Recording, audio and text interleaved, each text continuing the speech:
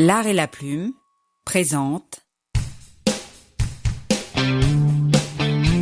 A Studio View Interactive production. L'anglais c'est fou. Podcast numéro 7, la vie secrète des articles. Vaste programme encore une fois. Oui.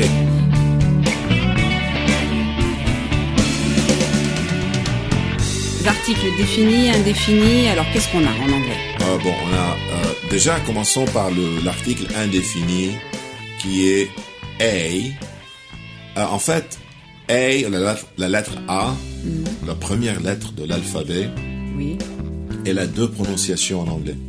Alors la prononciation la plus Usuel, oui, commune. c'est A, c'est le son du schwa. A. Ah, donc voilà.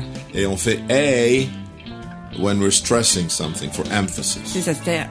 Alors, A cat, a car, a cat, okay?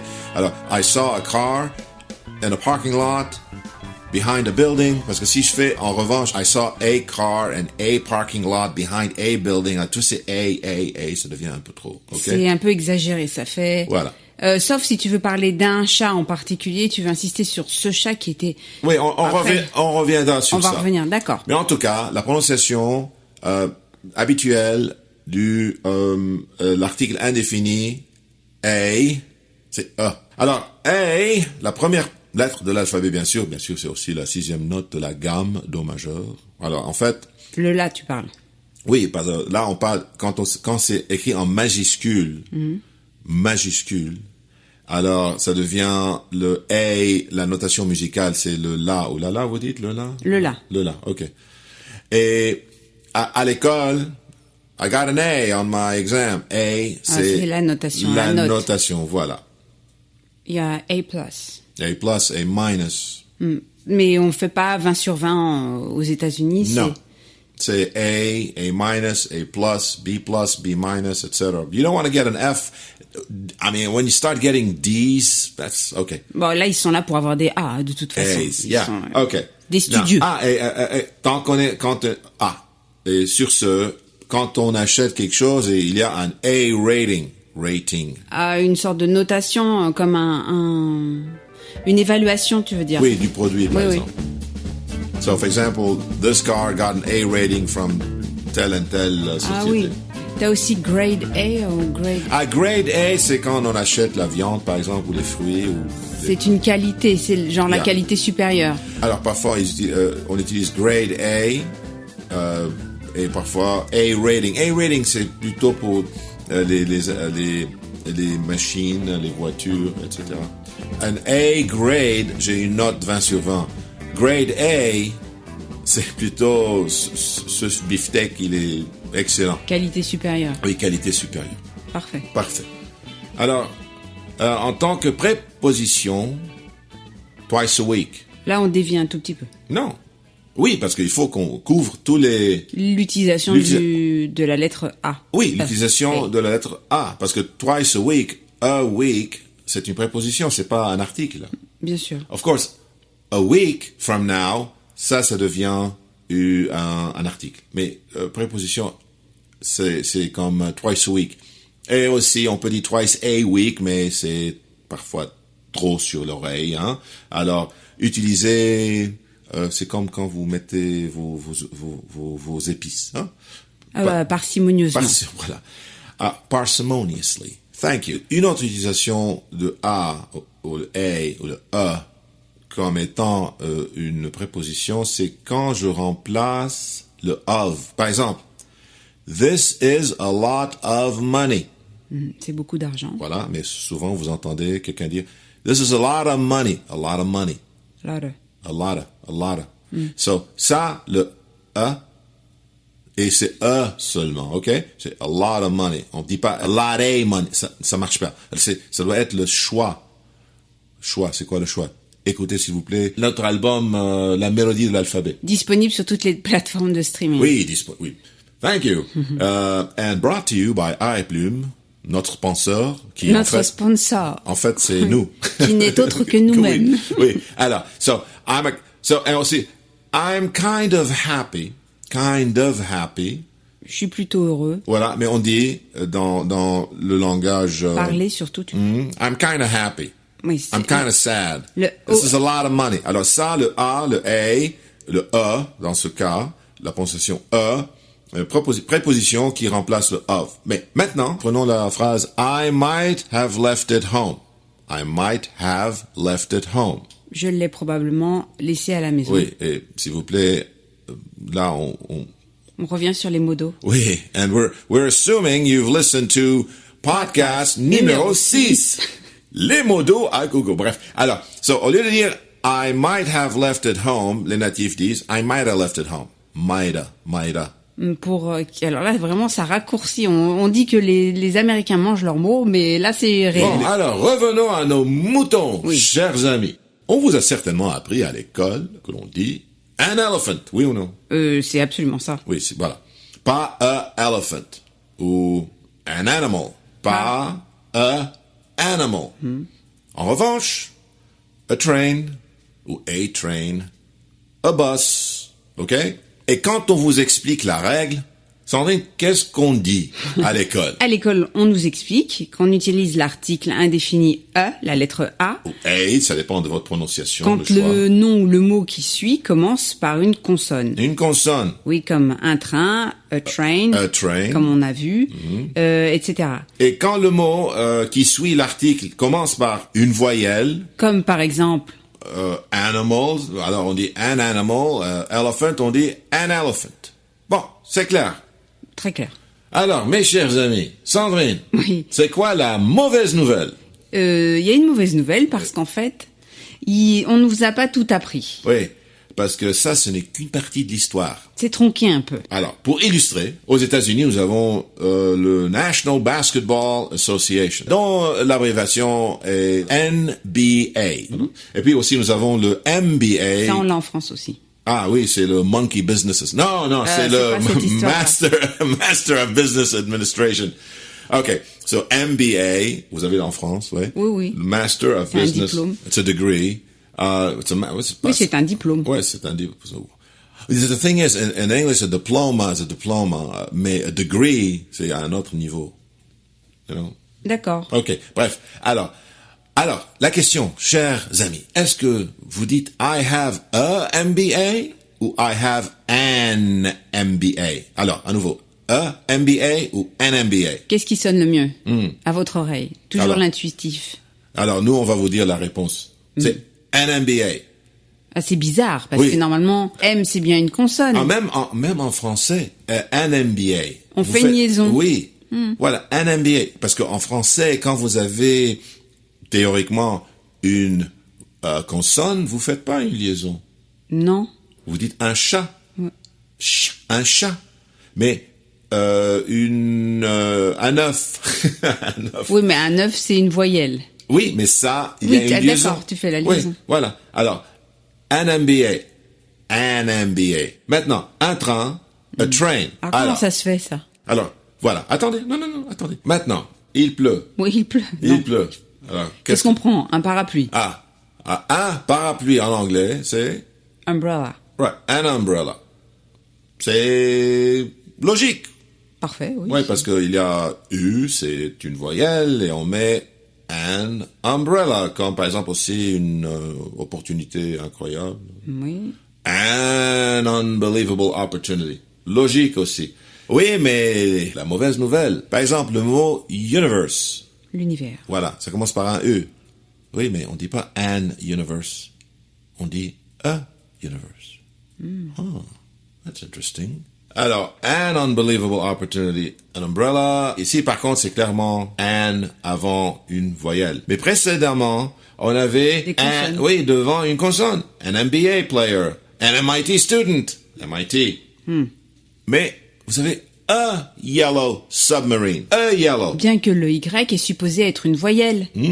On dit a year, a yard, a yacht, a young man. Par contre, vous avez les composants chimiques, yttrium, terbium, qui commencent par Y. Et dans ce cas-là, on dit an yttrium reaction, an ytterbic compound. On dit pas a yttrium. reaction, par exemple. Et alors. Tout ça, c'est un peu, il va falloir qu'on nous éclaire. On dit a historical day. Oui, et le H. Oui, si on prononce le H. Ou, certainement, vous allez les entendre à la télé, les animateurs, an historical day. Dans ce cas-là, quand le H n'est pas aspiré. Voilà. On ne l'entend pas. Oui. Et certainement, quand vous les écoutez, écoutez bien, ils disent an historical day. Alors, il y a les liaisons. Sauf, s'ils disent pas historical day, ils prononcent le H clairement, a historical day, ou quand ils veulent être théâtral, a historical day. Alors, on dit an honest man. Là, le H ne s'entend pas. A house. Là, par contre, il s'entend. Alors, a European Union. A European Union. Comment ça se fait que c'est a European Union et pas an European Union? Il y en a peut-être qui, au lieu de dire European Union, ils disent, écoutez, an European Union. An European Union. On n'entend pas Alors, de quoi s'agit-il? Alors, Mario, est-ce que c'est aléatoire tout ça? Est-ce qu'il y a une règle derrière tout ce que tu viens de nous expliquer? Ou est-ce que la règle que l'on apprend à l'école, et qui était donc la suivante, on met le an, an devant une voyelle, enfin la lettre, est-ce que c'est valable ou pas? C'est valable, mais incomplète. Alors, pour compléter, qu'est-ce qu'il faut que l'on rajoute? Avant que je dévoile la réponse, quand tu dis, quand vous avez, par exemple, donnez-moi un M, un ant, c'est quand ils font le give me an M, give me a, you know. Dans les jeux. D'un jeu. Alors, aussi, vous avez, par exemple, quand on pointe et on épelle les lettres, this is an M. Ou on enseigne les lettres aux élèves, this is an N. Ceci est un N, un N. An S. This is an M. Bon sang, an avec une consonne. Voilà. Mais qu'est-ce qui se passe? Qu'est-ce qui se passe, Sandrine? Là, c'est... Qu'est-ce qui se passe? Il se passe que le monde est chamboulé. On est tout à l'envers. Oui. Alors, on est devant une consonne et on met AN. Voilà. Alors, de quoi? Alors, il s'agit en fait, c'est le son. Le son.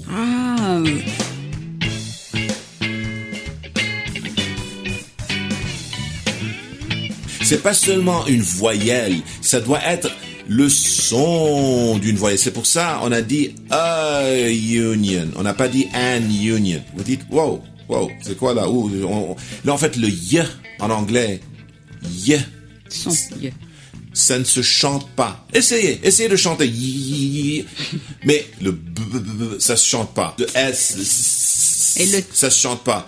Le M, ça chante. M, N, ce son. Quand vous dites N, M, c'est le son d'une voyelle, bien qu'en fait, c'est une lettre qui est classifiée en étant consonne. Alors, tu dis mom, mother, le son, c'est le son d'une consonne. Mais quand tu dis MBA, c'est le son d'une voyelle, parce que tu dis MBA.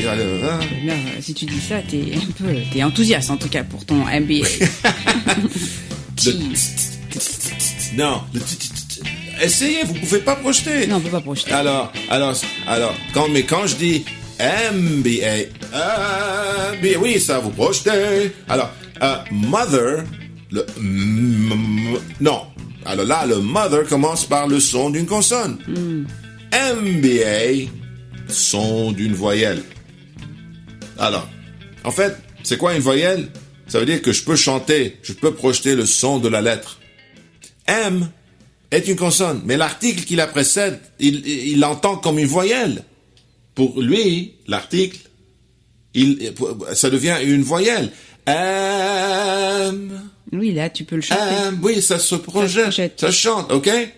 N. Voilà. C'est N-M, N-M, N-N, voilà.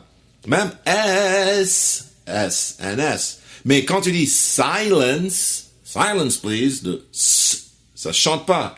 I need a silent room. Donc, il n'y a jamais de mot qui commence par un S. Voilà. Mais si je te dis, this is an S, Voilà, la lettre S. Bon, alors si on prend le son du Y maintenant, qu'est-ce que ça fait? Le Y, normalement, c'est une voyelle. Je peux pas le chanter. D'accord, mais si tu dis Yves ou... oui. Ah, alors, quand on a vu les Etrium, c'est différent. Là, le Y dans ces mots, il est traité, au début de ces mots, il est traité comme... La voyelle. Ou voilà, le son d'une voyelle. Certainement, à la fin d'un mot, like happy... Disney, Barney, c'est les sons de voyelles, mais nous on s'en fiche parce que oui, c'est à la fin. Voilà. Pour le moment, on s'occupe du début du mot. Oui. Et voilà, et c'est pour ça que le U dans union a le son d'une consonne. Union, sauf si par exemple c'est une question d'accent. Oui, par exemple, an union. Vous allez dans je sais pas où et les gens ils ne le prononcent pas le U de union. An union.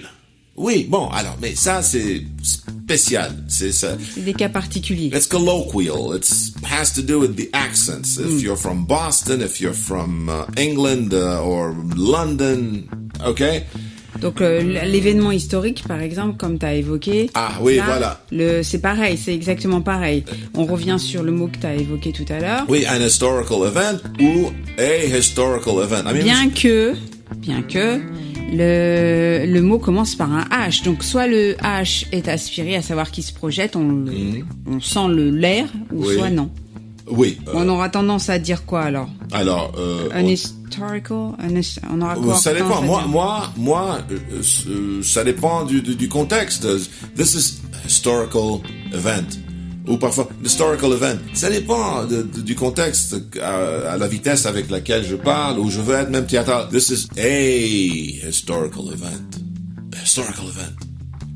Un historical event, oui. Oui, c'est quand le H, on l'entend, on met A. Oui, alors si vous voulez pas prononcer le H, mettez an. Si vous voulez mettre A ou A, s'il vous plaît, prononcez le H, que ce soit clair, que la façon que la bougie devant vous s'éteigne. Oui, c'est voilà. Ce n'est pas uniquement parce que l'article est devant une voyelle, mais... le son d'une voyelle. Alors, par exemple, quand vous jouez le Scrabble, quand vous jouez au Scrabble, vous dites, do you have an L? Do you have an S? Do you have an M? Wow. Oui, là, tu fais une liaison. Oui, disons, et j'utilise le N parce que toutes ces lettres sont prononcées avec des sons qui commencent, qui se chantent. Avec les lettres, quand tu les prononces isolément, elles ont un son de voyelle au début. Oui. Mais une fois que tu les attaches à d'autres mots, le L comme lémurien, L, ça devient, on entend a lemur. I saw a lemur. Donc, toutes les règles que l'on vient d'exposer étaient avec le 1, une, donc l'article indéfini. Maintenant, si on passe à l'article défini en français, le, la, les. Alors on dit the train, et on dit the unbelievable story. The bus, the yellow submarine, the NBA player. Est-ce que la même règle s'appliquerait? C'est exactement la même règle. Ça confirme donc la règle. Alors, mais là, il y a un autre problème qui se présente. Vous savez, vous vous rappelez qu'on a dit, par exemple, quand on utilise le A, la lettre A en anglais comme article indéfini, je peux faire du stress. L'emphase, pour insister sur quelque chose, tu mets A. Par exemple, je dis a train ou a train. I saw a train. A train? Yeah. A train. Train commence par le son d'une consonne. Alors, la règle demande que j'utilise the train. Alors, il y a un petit piège ici. Rappelez-vous, pour insister quand j'utilise les articles indéfinis, l'article indéfini a ou a, je peux insister en disant a. Par exemple, I saw a train. Vous me dites a train? Yeah. A train. A big train. Bon, bref. Alors, j'ai insisté en transformant le a en un a. Maintenant, au lieu d'utiliser a, utilisons the. Oui. Dites, I saw the train. The train? Yeah, the train. Parce que je suis un peu... Alors, oui, le train. Alors là, j'ai insisté, j'ai utilisé the. Ça, c'est permis. Alors, je dis the quand il y a un mot qui suit et qui commence par le son d'une voyelle. The elephant. Oui, on est d'accord? Oui. La théorie dit qu'il faut pas dire the train. The cat. Oui, on est d'accord. Mais en dépit de la théorie, on peut quand on insiste. En fait, c'est l'exception qui confirme la règle. Oh, d'accord. Par exemple, je vous dis, this morning I saw the train. Vous me dites, you saw the train? Je dis, oui. The train. The big train. The train. Dans le langage parlé, du coup. Oui, ça doit être parlé parce que quand on le lit, ça va pas. Y a pas non, mais alors que le and, tu le vois de façon obvious, c'est évident. Oui, et quand vous lisez, par exemple, vous allez dire, imaginons vous êtes en train de lire, c'est écrit, la prononciation va être the train. En fait, mais quand c'est en italique, là, on vous demande de faire the. Ah, il dit, c'est une convention. Oui. Mais si vous êtes, parce que je veux pas qu'il ait des mauvaises notes aussi à l'école. Oui. C'est toujours the devant un mot qui commence par le son d'une consonne. On remarque, Mario, une petite parenthèse. Oui. Même quand ça se prononce the, ça s'écrit THE. De toute façon, the elephant, tu vas dire THE, donc. Oui, THE, mais ça peut être the car. Oui. Qu'est-ce que tu viens de me dire là? Non, ce que je veux dire par là, il n'y a pas au niveau de la... Parce que tu as dit, il faut qu'ils aient des bonnes notes. De toute façon, the ou the... Ah, oui, mais je veux pas aussi, parce qu'il se peut que... il commence à être théâtral. À l'oral. À l'oral. Oui. Oui. Alors qu'il faut faire attention avec ça. Mais quand on est en train de parler, il n'y a pas de notes, il n'y a pas d'examen, il n'y a pas de bac. S'il vous plaît, respectez ces règles. Voilà. Que c'est the devant le son d'une consonne. The devant le son d'une voyelle. So, I took the train today. Vous me dites, really? You took the train? Moi, je m'énerve. Yep, yeah, I took the train. Parce que toujours, je conduis. Alors tu me dis, wow, that must have been a big change. Must have been a big change from driving your comfortable car. Et moi, je dis, yes, indeed, a big change. À chaque fois, tu as donné une connotation un peu émotionnelle. Mais je dirais pas an big change. A big change. Alors déjà, remarquons qu'on a modulé le the, on a fait the pour insister, tout comme a, on a insisté en disant au lieu de a. Alors imaginons ce dialogue. Okay? On va le lire d'une façon où il n'y a pas on n'insiste pas. Et disons neutre. I took the train today. Tu me dis, really? You took the train? Je dis, yes, I took the train. Tu me dis, wow, that must have been a big change from driving your comfortable car. Donc là, tu as utilisé les règles habituelles de la grammaire. Yeah, yes, indeed, a big change. Alors, maintenant, pour moduler... Par contre, si tu veux donner un peu plus de sentiments et d'insister sur certaines choses de ton dialogue. Voilà. I took the train today. Tu me dis, really? You took the train?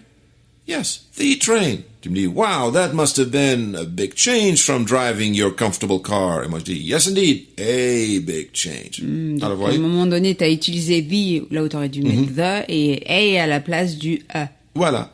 Alors là, de point de vue grammatical, j'ai brisé la règle quand je dis the train, parce que the ne marche pas légalement avec train, parce que train commence par le son d'une consonne. Mais parce que j'ai voulu faire insister, j'ai dit the train. Mais il faut utiliser ça très parsimoniously, ok? Il faut que votre interlocuteur comprenne que vous avez fait ça par exprès. Dans le ton, de toute façon. Voilà. So, aussi, I saw a plane landing on the highway today. Parce qu'un avion a atterri sur l'autoroute. Oh, bah mince. A plane, tu me dis? Yes, a plane. A plane. Oui, a plane. Tu dis, mais oui, c'était un avion. Voilà. Un avion. Donc voilà. là, tu dis pas alors que tu aurais dû dire a plane, voilà. Tu as dit a plane. Alors, maintenant, on va faire ça avec les voyelles, les sons de voyelles. This is an incredible event. Alors, comment j'insiste quand j'utilise un an? Parce que, oui, alors quand j'utilise... On a vu avec le qui dit voilà. a, mais quand c'est voilà. an. Alors là, c'est vraiment... C'est bête, c'est simple, c'est si simple, c'est bête. So, this is an incredible event. Really, an incredible event. Ça doit être le son. An incredible event. Je hausse la voix seulement avec le an, contrairement à le a devient a et vice versa. Ah, tu allonges et tu mets vraiment, comme le stress sur les mots, l'accent. Là, c'est un accent tonique. tu mets plus de sonorité. Alors, maintenant, imaginons que nous travaillons pour une election campaign. C'est quoi une election campaign? Campagne électorale. Électorale. Electoral campaign. Electoral campaign. Yeah, so imagine I'm working for alors, imaginons que nous travaillons pour une campagne électorale. Oui. Et on a perdu, we lost the primary. C'est quoi chez vous? Les primaires. Ah, les primaires. Alors, je te dis, this is the end of the road, my friend. This is the end of the road, my friends. The end of the road, c'est une expression, je veux dire, c'est bon. C'est la fin. C'est la fin. Ça veut dire on a perdu. The end of the road is that. On peut plus rien faire au-delà. On peut pas changer. Il y a plus d'issue. Il y a plus d'issue. Dans ce contexte, ça veut dire on a perdu. There's nothing we can do to change the outcome. That's what it means. Alors, tu dis, this is the end of the road, my friends. Tu me dis, the end of the road? Yes. The end of the road. Alors, dans ce cas-là, the end, c'est logique, c'est légal, parce que end commence par le son « c'est un son de voyelle, alors the end. Road, par contre, c'est R, R. C'est pas un son de voyelle, alors je devais dire yes, the end of the road. Mais parce que j'ai voulu faire un côté dramatique. Voilà, the end of the road. OK? Parfait.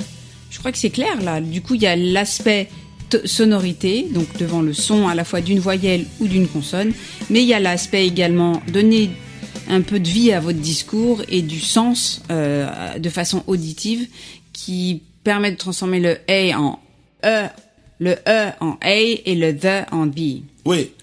Et n'oubliez pas, c'est toujours le son d'une voyelle ou le son d'une consonne. Et Y, en anglais, quand ça commence, quand c'est au début d'un mot, et si on dit y, ce son-là, c'est le son d'une consonne. OK? Bon. Alors, speaking of the end of the road, we've come to the end of this particular podcast. Et on est quand même un peu mieux éclairé à la fin de ce podcast qu'au début. Moi, je sais que j'ai un peu plus faim. Oui. On va pas à chaque fois on revient à la bouche. À l'estomac. À l'estomac. Parce que, hey, the stomach is the second brain, right? C'est vrai. Alors, donc, mijoter un peu tout ça et en fait, espérons, Mario, que tout ça aura éclairé nos amis et qu'ils mijoteront bien les données que nous venons d'exposer ou que tu viens d'exposer. Ils font ce qu'ils veulent, non. Écoutez, mais non, mijotez, donnez des likes, tout ça. Dites-nous, vous nous aimez. We're needy, we need you.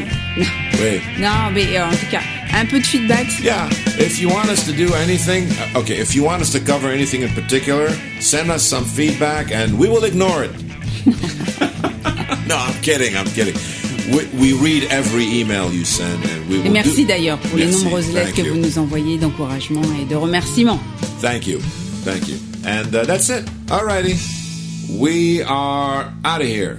Bye.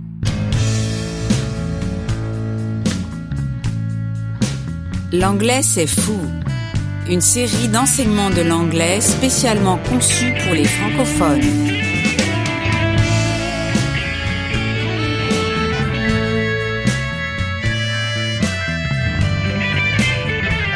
Produite et réalisée par Mario-Henri Chacour pour Planet English.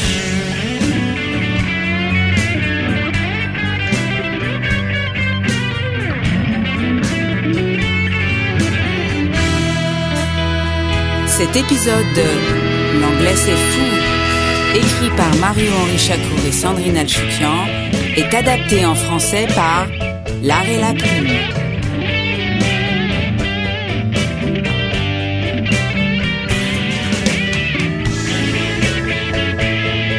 Musique conçue, produite et réalisée par Mario-Henri Chacour au studio Churchman Way aux États-Unis.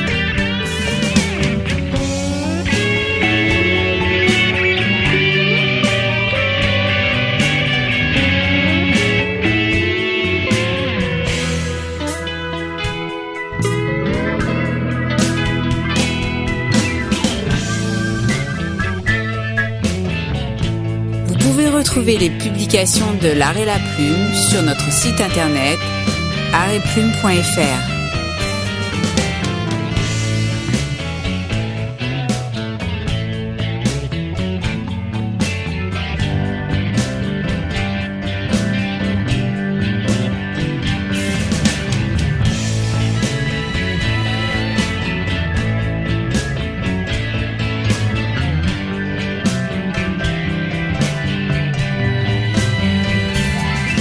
L'anglais, c'est fou.